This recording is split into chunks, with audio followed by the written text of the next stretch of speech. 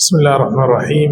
الحمد لله والصلاة والسلام على رسول الله وعلى آله وصحبه ومن والاه وبعد. Inshallah leo tuendelea na darasa yetu ya sira baada ya mapumziko hizi siku 10 za Dhulhijja, ambao watu walikuwa katika harakati tofauti. Leo inshallah tuingia ghazwat Uhud, vita vya Uhud. Kabla ya vita vya Uhud tulizungumza vita vya Badri. Baada ya vita vya Badri wa Quraysh kushindwa katika vita vile, wakawa wanajiandaa kulipa kisasi kwa kile kilichowapata katika vita vya Badri.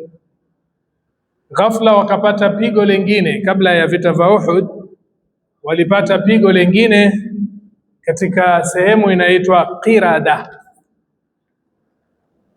katika mwezi wa Jumada al-Akhira, mwaka wa 3 baada ya hijra ya Mtume. Makureshi walituma msafara kuelekea Sham kupitia njia ya Iraq, ili msafara uweze kupasua na kwenda mpaka Sham, wasipite karibu na mji wa Madina. Na msafara huu alikuwa akiongoza Safwan bin Umayya.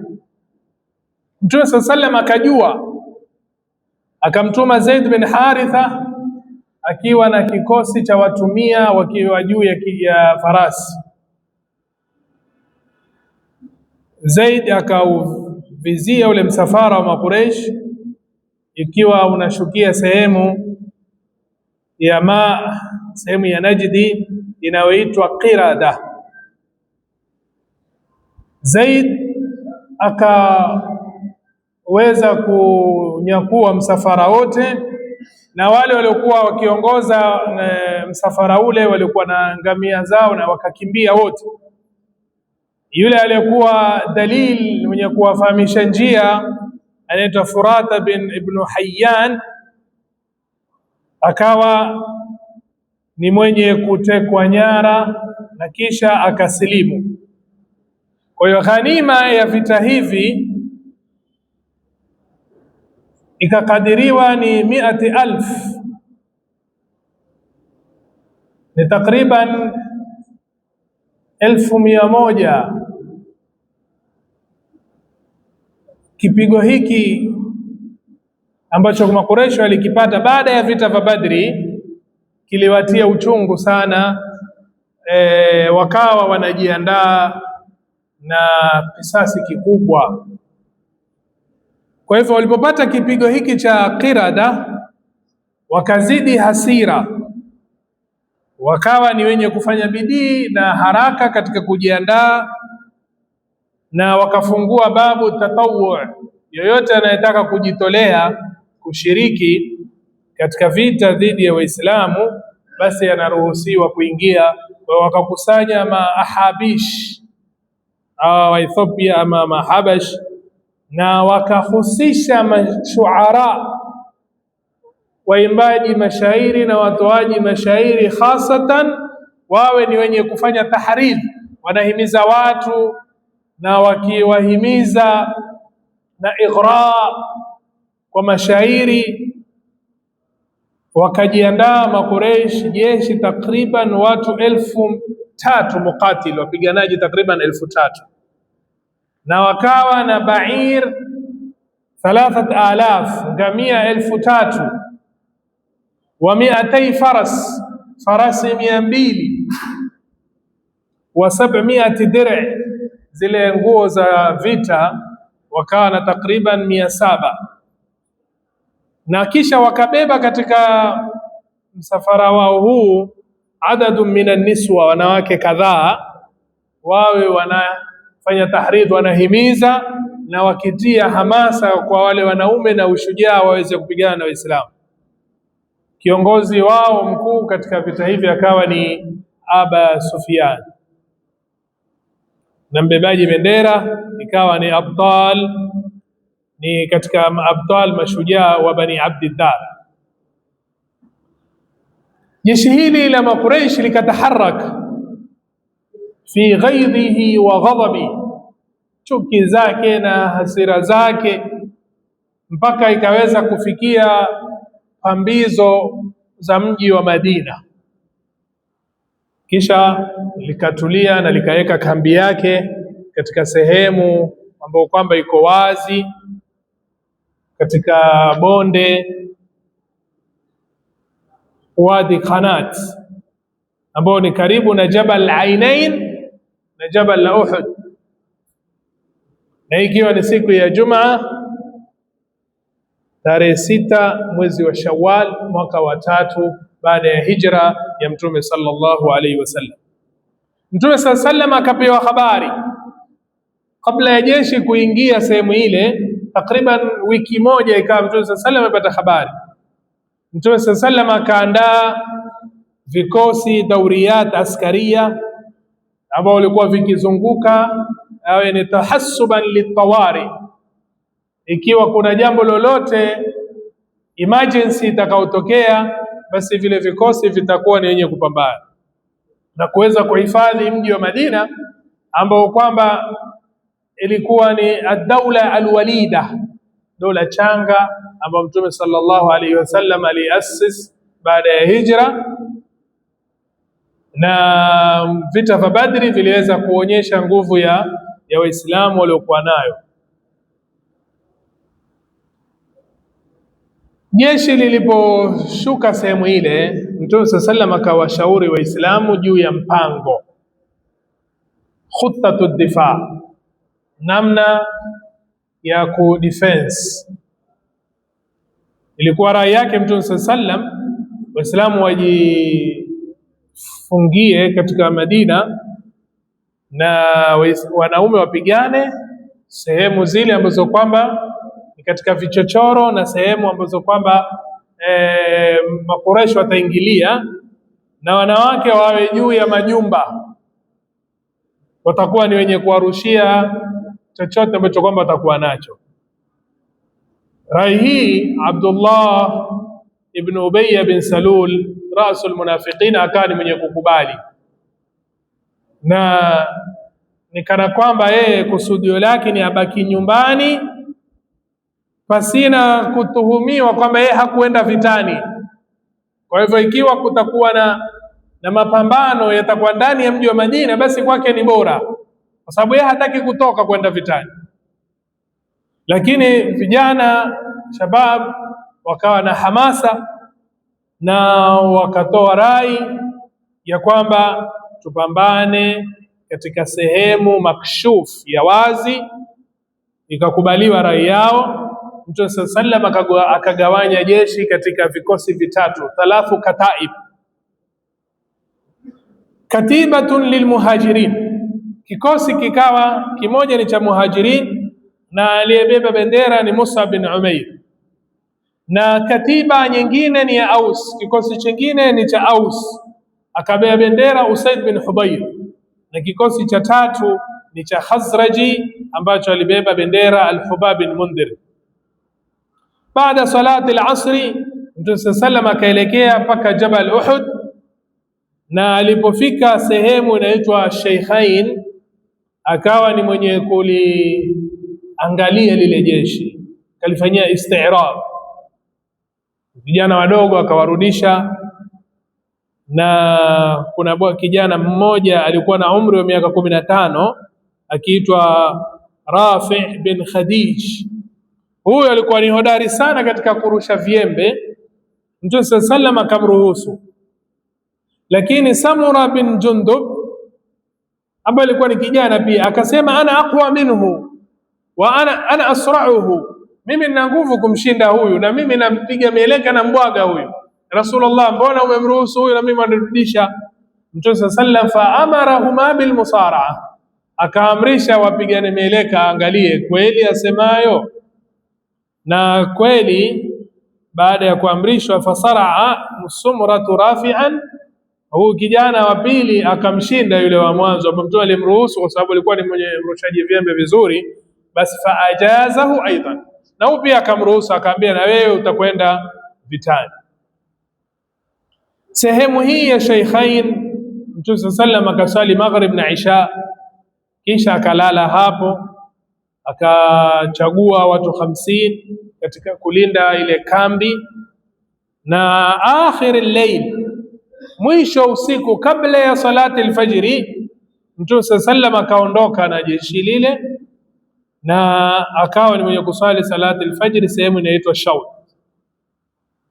Na sehemu hii ndo Abdullah bin Ubay bin Salul tamarrada, akawa ni mwenye kukhalifu na kurudi nyuma na watu takriban 300. Munafiq rasul munafiqin Abdullah bin Ubay bin Salul. Na kutokamana na hali hii, udhaifu fulani na mbabaiko ukaingia katika Bani Salama na Bani Haritha, ikuhurubia hawa wakawa ni wenye kutaka kurudi, lakini Mwenyezi Mungu Subhanahu wa Ta'ala akawathubutisha. Kwa hiyo mwanzoni Waislamu walikuwa ni 1000, waliporudi 300 pamoja na Abdullah bin Ubay bin Salul wakabakia 700. Mtume sallam akaelekea mpaka Jabal Uhud, na akawa ni mwenye kufika mbele kidogo, ambao kwamba ile milima na majabali ikawa iko mgongoni mwa Mtume sallallahu alaihi wasallama. Kwa hiyo ikawa mbele yake kuna maadui, yani ameweka jabali nyuma yake baina yake na Madina, na yeye akawa mbele ya jabali na kupambana na maadui Makuraishi. Hapo akaandaa jeshi vizuri na akaamrisha watu 50 katika wenye kurusha vyembe, baadhi ya riwaya zinasema 60, juu ya Jabal Ainain, na ambapo kama jabali hilo lajulikana ni Jabalur Rumat, jabali la wenye kurusha vyembe, akiongozwa na Abdullah bin Jubair al-Ansari. Na akawaamrisha wazuie wale farasi na walinde watakuwa ni wenye kuhami huku katika mgongo wa Waislamu, na akawasisitizia ya kwamba la yatruku makanahum, wasiwache pale mahala walipo Mtume alipoweka mpaka amri yake Mtume ije. Sawa, ile Waislamu watashinda ama watashindwa. Mushrikina nao wakaandaa jeshi lao na wakaenda katika uwanja wa vita, wakihimizwa na wanawake kule, wanawake wakizunguka katika safu za mushrikina wakipiga ngoma na wakiwahimiza wale mashujaa na wakitoa abiyati, in tuqbilu nu'aniq wa nufrishu namariq au tudbiru nufariq firaqa ghaira wamiq, yani nyinyi mkielekea kwa mkapambana nao Waislamu basi tutawakumbatia, wa nufrishu namariq, na tutawatandikia mito na matandiko vizuri, au tudbiru nufariq, lakini mkipa mgongo wale mkakimbia, basi sisi tutaachana na nyinyi. Firaqa ghaira wamiq, mtengano usiokuwa na mapenzi, usiokuwa na mahaba kabisa yani. Kwa hiyo wakawa wanazungumza maneno haya na wakiwataja kwa majina wale wenye kubeba bendera, wakisema wahyan bani abdiddar, wahyan humat al-adbar, darban bikulli battar, yani maneno ya kuhimiza, haya twendeni bani abdiddar, haya twendeni vitani, humat al-adbar, walinzi mnaohami migongo, piganeni na hao, bikulli battari, battar ni panga lenye makali. Jeshi la mushrikina na Waislamu wakakurubiana, akatokea Talha bin Abi Talha al-Abdari ambaye alikuwa anabeba bendera ya mushrikina na alikuwa ndo shujaa mkuu wa mashujaa wa Quraysh wakati ule, na akataka mubaraza akiwa juu ya ngamia. Akatangulia Zubair bin al-Awwam, na muallif mwandishi asema wa wathaba wathbata al-layth, yani ile shambulizi la simba, hata swara mahu ala jamali, mpaka akampandia juu ya ngamia wake.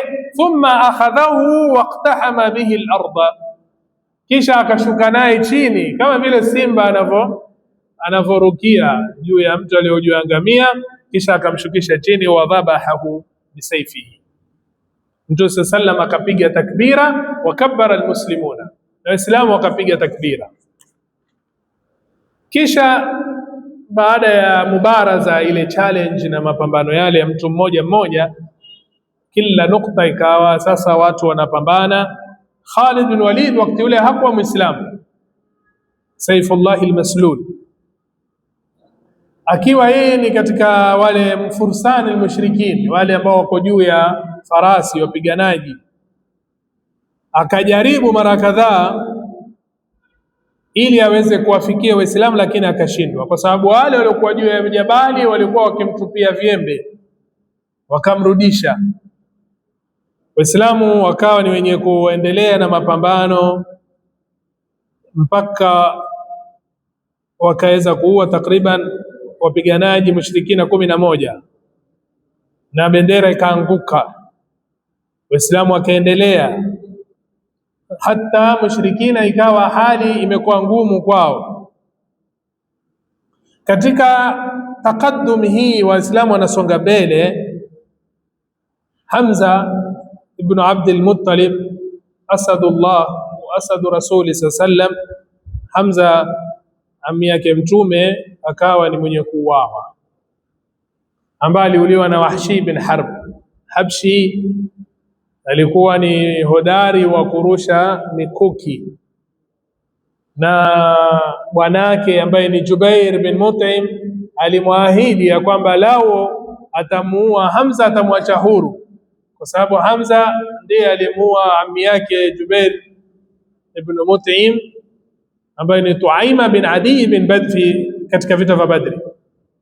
Kwa hiyo Wahshi alijificha nyuma ya jiwe akimvizia tu Hamza, na Hamza alipokuwa yuko katika mapambano, Wahshi akamrushia mkuki na ukaweza kuingia katika tumbo lake na akaanguka Hamza.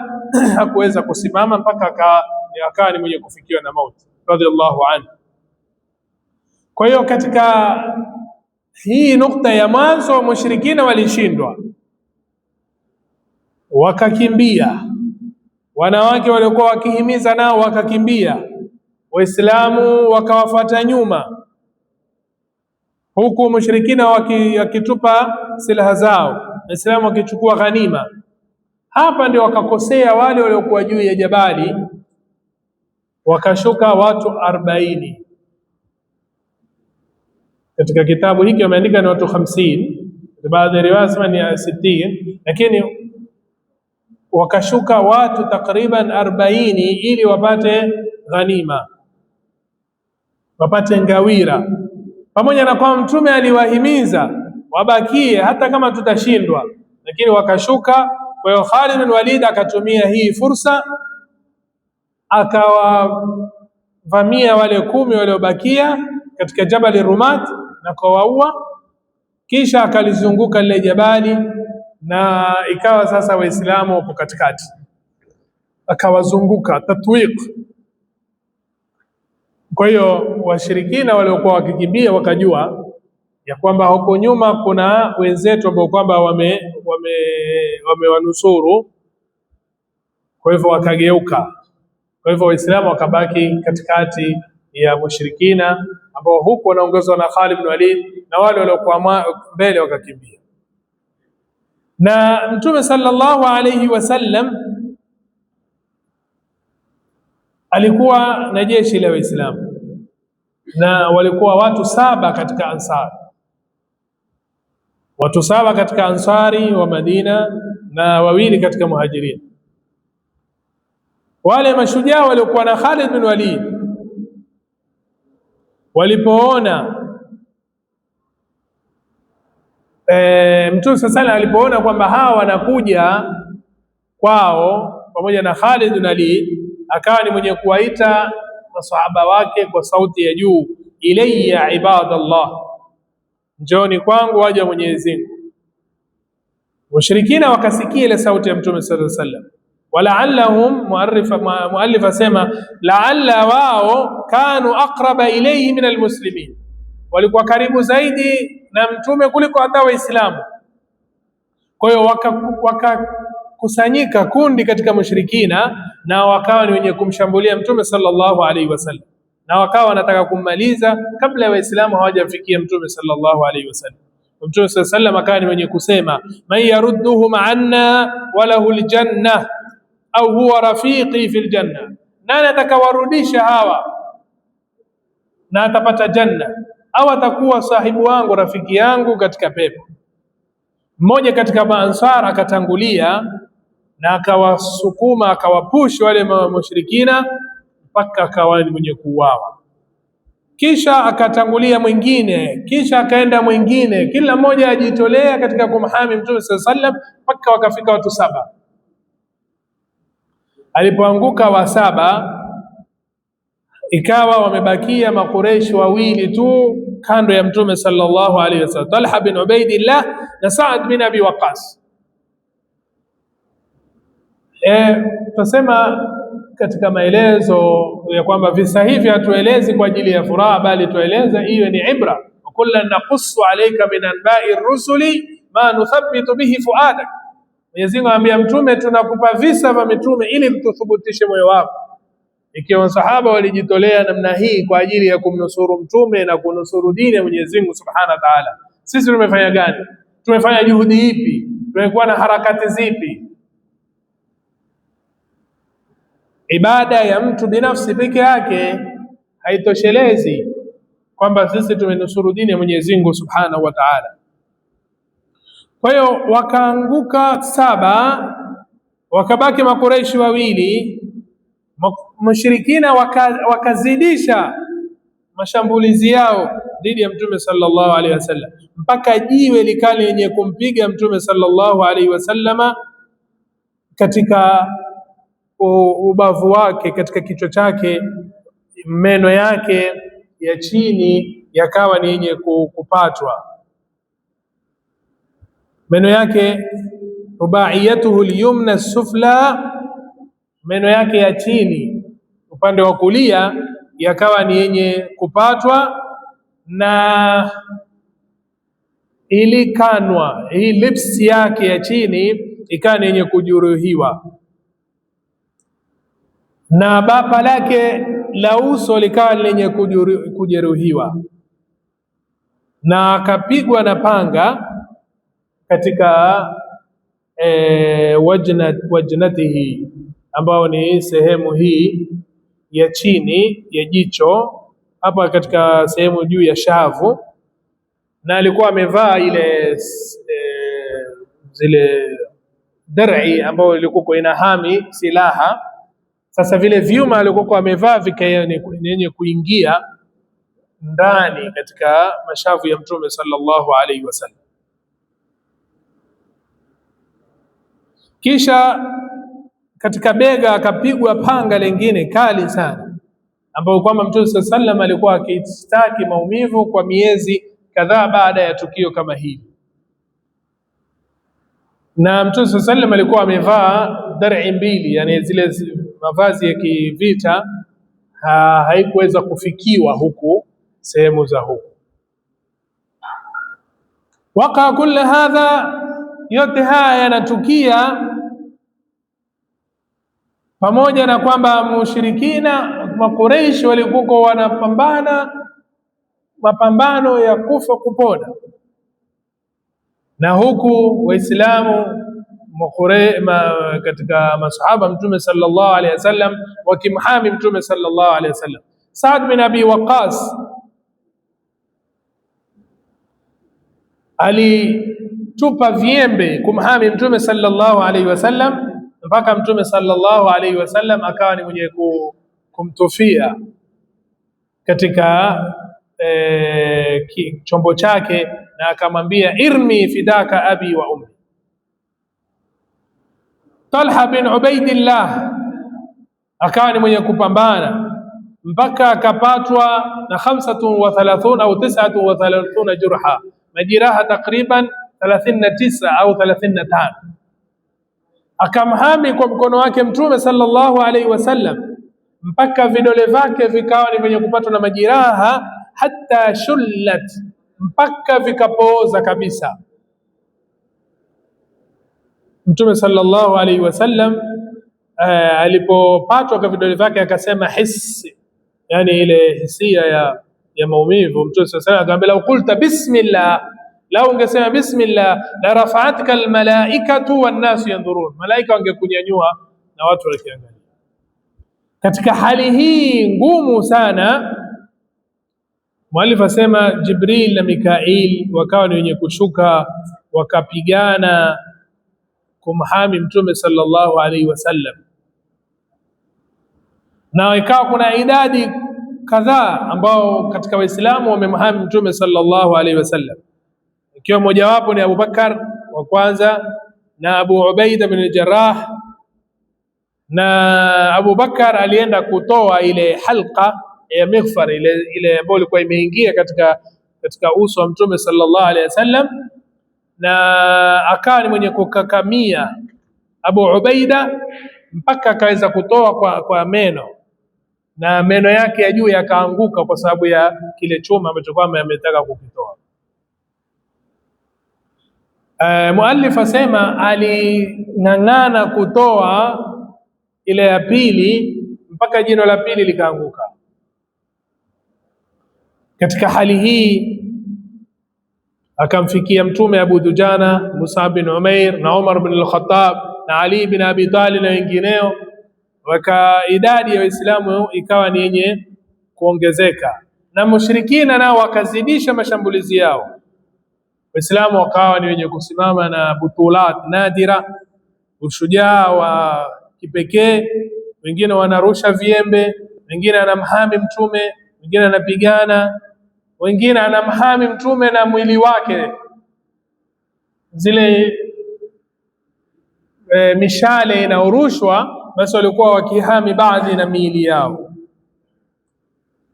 Bendera liwa ya Mtume sallam ilikuwa katika mkono wa Mus'ab bin Umair, wakampiga mkono wake wa kulia ukakatika, akashika kwa mkono wa kushoto ukakatika, mkono wa kushoto akapiga magoti na kushika na kifua chake mpaka akauawa.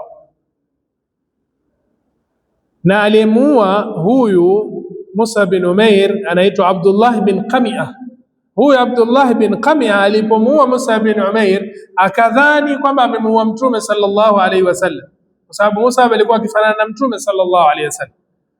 Basi Abdullah bin Qami'ah akaondoka akapiga kelele, inna Muhammadan qad qutil, Muhammad ameuawa.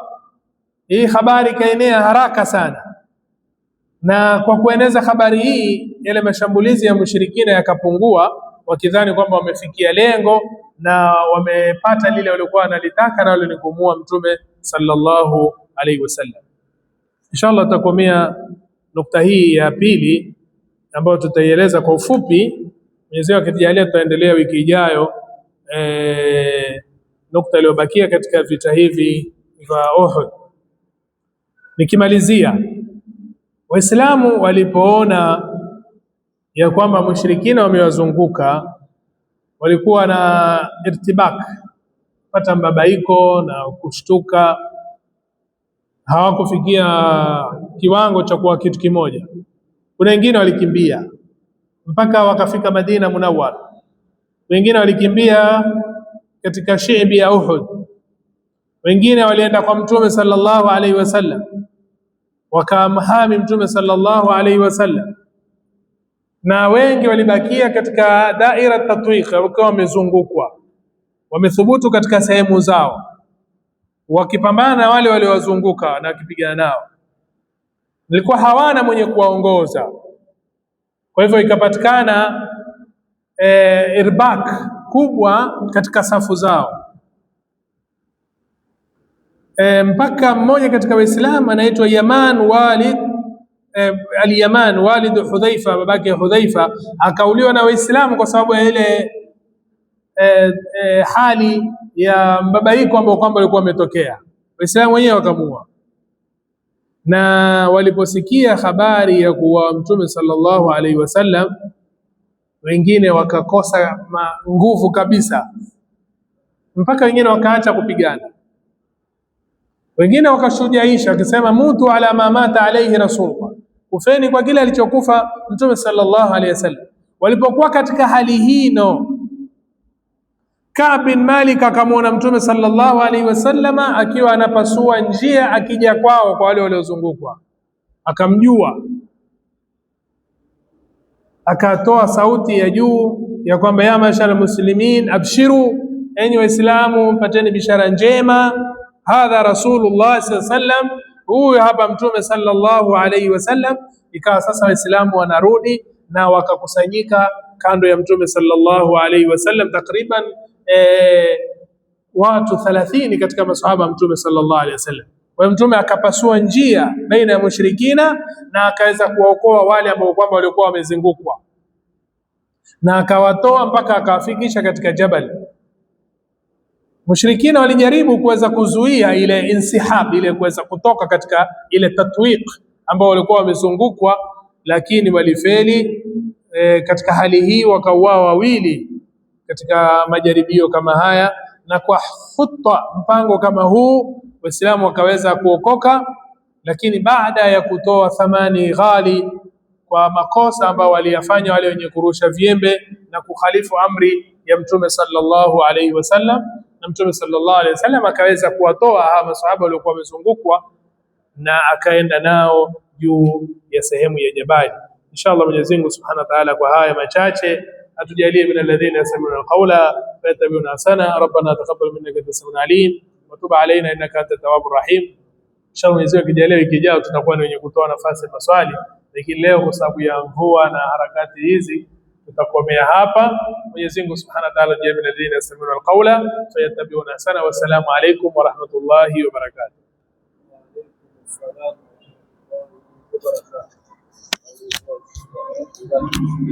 Nah